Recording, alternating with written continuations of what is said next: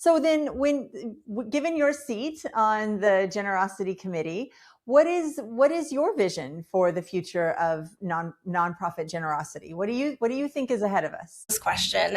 There are other pieces that I didn't get to speak to that I will now because it is what makes me optimistic about the future, and that's youth and philanthropy. And that's a big recommendation that came out of the Generosity Commission's report is engaging the younger generations. And we hear a lot of opinions about one generation or another, but the reality is we are seeing engagement in those younger generations. It just might not look the same. It might not look like a way that we recognize it, but they're doing it. I mean, how many kids and teenagers, youth are out there really passionate about making a difference? They might not yet have a direct tie in their head between making a difference and nonprofit organization. But I think that's our job in the nonprofit sector to connect those dots and it's also within homes, but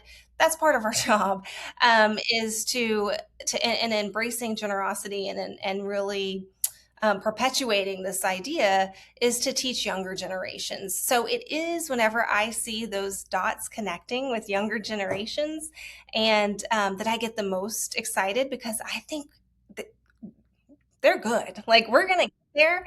Um, so overall, I feel very positive about where we're headed. But To that's your not to say point, actually, Laura, I was reading Pulse of the Donor. It's a report by Stripe and Fundraise Up, some partners of BetterUnite. So I was reading it decently thoroughly. And let's see, let me get this right.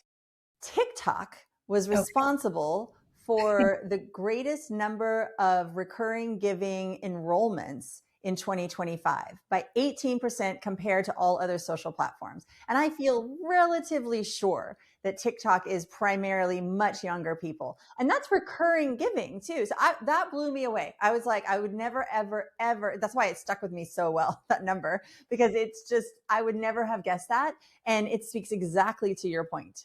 And, I have worked and counseled nonprofits in bringing in younger generations in ways that make sense. And one thing that I will say is not only bring them in to support and as volunteers, but bring them in as decision makers. So not necessarily children. I don't know about that, but younger generations that are qualified to serve on a board. Don't make junior level positions for board members. Bring them in.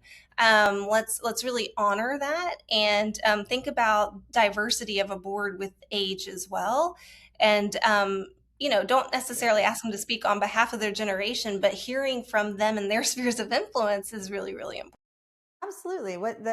Give them a full seat at the table. In other words, Exactly. yeah.